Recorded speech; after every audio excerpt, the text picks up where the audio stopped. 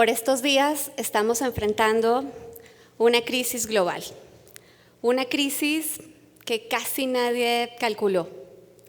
El jueves, cuando estaba preparando esta plática, ya 55 millones de personas en el mundo se habían contagiado de COVID-19. Y de entre ellas, 1.300.000 personas ya perdieron la vida. En México ya llegamos a más de 1 millón de contagios y hace unos días rebasamos las 100.000 muertes por COVID-19. Y todo esto pasó en menos de un año. Y lo complejo es que en estos días, además, la salud de nuevo se puso en el centro. Porque de nueva cuenta entendimos que lo más importante es la salud. Y parece básico, pero no. Sin salud no hay vida. Y sin vida no hay nada. Y entonces recordamos, porque los seres humanos somos paradójicos y valoramos la vida cuando tenemos enfrente la inminencia de la muerte, y valoramos la salud cuando tenemos enfrente la amenaza de una enfermedad, y una enfermedad que puede amenazar nuestra vida. Y entonces, si ya entendimos que la salud vuelve a ser un tema central, ¿qué es lo que tenemos que hacer? Por estos días, además, la crisis nos encontró con un sistema de salud debilitado.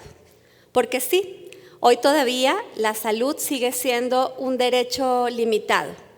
Y si la salud es un derecho limitado, entonces no es un derecho, en realidad es un privilegio. Y un privilegio que normalmente depende de nuestro nivel socioeconómico, depende de nuestro estatus laboral, incluso depende de la ciudad en la que vivimos, porque los sistemas de salud se diferencian mucho de las ciudades principales a lo que pasa en el interior del país. Y entonces tenemos pacientes de primera y de segunda y de tercera, porque en este mundo solamente el 5% de la población mundial tiene acceso de verdad a todo lo que necesita para atender su enfermedad.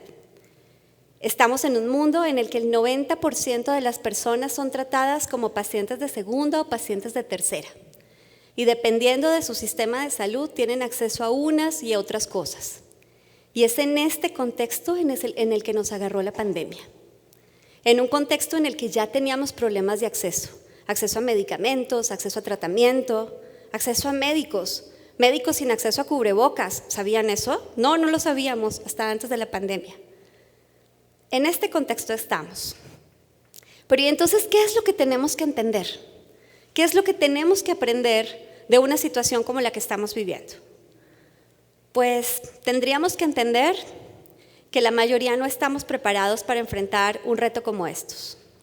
Y que incluso los que están preparados logran que sus sistemas de salud también se saturen.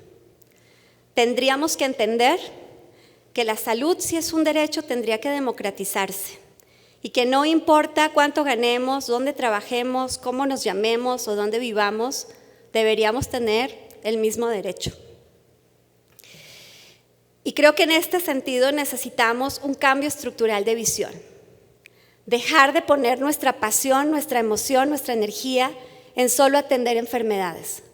Dejar de contar contagios, muertes, expedientes, folios, dejar de pensar en los pacientes como un diagnóstico y pensar en los pacientes como seres humanos, como cualquiera de nosotros, con sueños, con retos, con aspiraciones, con motivaciones, con amores, con desamores y además con el rudo reto de enfrentar una enfermedad compleja. Tendríamos que pensar en prevención, tendríamos que pensar que la salud es un tema transversal y que no solo tiene que ver con enfermedad, tiene que ver con educación, tiene que ver con nutrición, tiene que ver con información, con acceso. Definitivamente necesitamos un cambio estructural de visión. Pero ¿y qué hemos aprendido de esta pandemia? Hemos aprendido que necesitamos ser más solidarios. Hemos aprendido que para las mujeres no fue difícil diferenciar economía o salud, salud o economía, ¿qué va primero? Para las mujeres fue claro que primero estaba la salud, que primero estaba la defensa del bienestar de las personas. Y para la muestra, estos 4 ejemplos. La canciller Angela Merkel, ya en marzo del 2020, le solicitó a su población en Alemania cumplir cabalmente todas las instrucciones de las autoridades para prevenir los contagios. Y llamó a la pandemia el reto más importante que su nación había enfrentado después de la Segunda Guerra Mundial. En octubre de este año volvió a insistir en que la pandemia no solamente obligaba a tomar decisiones de salud, está obligando a tomar decisiones que tienen que ver con el futuro de la economía y con el bienestar social. La líder de Nueva Zelanda, que ya ha sido reconocida como la segunda líder mundial, según la revista Fortune, la más eficaz, la más efectiva, porque su manejo de la pandemia ha sido impecable. Pero eso no solamente pasa en Europa, y también me gustó traer 2 ejemplos latinoamericanos. Claudia López, la alcaldesa de Bogotá, ha sido reconocida por sus decisiones controvertidas. Por ejemplo, hacer un simulacro del confinamiento en marzo del 2020, o cerrar el aeropuerto El Dorado, aún en contravía de las disposiciones del gobierno central del presidente Iván Duque. En México, Claudia Sheinbaum, seguramente un poco más conservadora en sus posiciones políticas, defendió la necesidad de usar cubrebocas, incluso cuando el gobierno federal todavía no se decide en ese sentido. Para las mujeres es claro que es mucho más importante defender la salud. Sin salud, acuérdense, no hay nada. El tema es que la realidad de las decisiones de salud hace mucho tiempo los tomamos las mujeres. El 83% de todas las decisiones de salud en el mundo las toma una mujer. Y si esas mujeres además son madres o madres solteras, el 94% de las decisiones sobre otras personas las toma una mujer. En el mundo, el 97% de los pacientes son cuidados por una mujer. Y no porque esa mujer sea enfermera o doctora. Esa mujer es la mamá, la tía, la hermana, la esposa. Porque a las mujeres también nos confiaron el cuidado de los enfermos. Las mujeres decidimos cuándo poner las vacunas, cuándo los esposos deben ir al doctor, cuándo llevar a los niños, cuándo llevar a los padres, a qué hospital asistir, cuándo hacer la cita. Esas nos tocan desde siempre. Desde siempre las mujeres tomamos las decisiones reales en salud. Sin embargo, esa toma de decisiones en el mundo tiene algunas sorpresas. Porque la realidad en la toma de decisiones para las mujeres es otra. Por ejemplo, solamente el 2% de las jefas de Estado en el mundo son mujeres. Y solamente el 3% de las directoras generales de las 500 empresas más grandes del mundo son mujeres. Y en el sector salud no hay excepciones, porque, por ejemplo, en México solamente el 2% de las directoras de hospitales públicos y privados son mujeres. Así que tenemos temas bien importantes para tomar decisiones de salud, porque todavía para las decisiones de las mujeres a veces es el papá, el marido, el que toma las decisiones. Y las mujeres también tomamos decisiones en función de lo que esperan de nosotras, no necesariamente de lo que quisiéramos. Y a veces incluso nadie toma decisiones. Así que necesitamos un mundo más incluyente, un mundo en el que finalmente podamos hablar como iguales, un mundo en el que entendamos que si ya nos confiaron el cuidado diario de los demás, tal vez tengamos la capacidad de tomar las mejores decisiones en materia de salud. Y para la muestra va un botón. En 1962, Watson y Crick recibieron el Premio Nobel de Medicina. Y lo recibieron por entender por primera vez el ADN. Sin embargo, lo que omitieron decir en su discurso del Premio Nobel es que sus descubrimientos se basaban en algo que había hecho alguien más, una mujer, Rosalind Franklin. Y solamente cuando escribieron el primer artículo sobre su Premio Nobel, se les ocurrió nombrar en el último párrafo que algunas de sus decisiones se basaban en descubrimientos y en opiniones no publicadas de Rosalind Franklin, en el último párrafo. Pero seguramente este ejemplo resulta lejano. Les tengo otro muy divertido.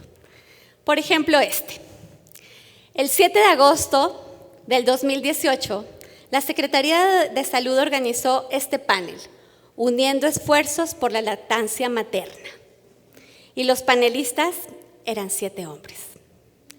Ese mismo día, CONACYT inauguraba el panel de Innovación, Ciencia y Tecnología. Y los panelistas eran 11 hombres. En noviembre de este año, una asociación de mujeres en León organizó un panel que hablaba de la importancia de las mujeres en los consejos de administración. Y los panelistas y el moderador eran hombres. Así que las decisiones de salud, incluso las que son 100% decisiones de salud de las mujeres, como la lactancia materna, las siguen tomando los hombres. Y eso creo que no tiene sentido y tendría que cambiar. Así que aquí la propuesta es que las mujeres empecemos a tomar las decisiones de salud. Porque estoy segura que si somos nosotras, tendríamos una visión mucho más integral y entenderíamos que no se trata de tratar una enfermedad, no se trata de atender un tumor, se trata de atender a Sandra González, una mujer de 42 años con cáncer de mama, 2 hijos, un esposo, un trabajo y una casa que mantener. Se trata de tratarla a ella y a su contexto social, emocional y económico, no de atender un tumor. Y estoy segura que si las mujeres tomáramos más decisiones de salud, tendríamos muy claro que los recursos deben enfocarse en el bienestar. Porque para nosotras es claro que salud no es solamente medicamentos y cirugías. Para nosotras es claro que salud es nutrición, que salud es bienestar emocional, que salud es bienestar espiritual, que salud es bienestar en la familia. Porque déjenme decirles que el 50% de las mujeres con cáncer son abandonadas por sus parejas durante o después del tratamiento. Y aunque resulte raro entenderlo, a esas mujeres les duele más el abandono que el cáncer. Así que la salud tiene mucho más que ver que solo con atender enfermedades dentro de un hospital.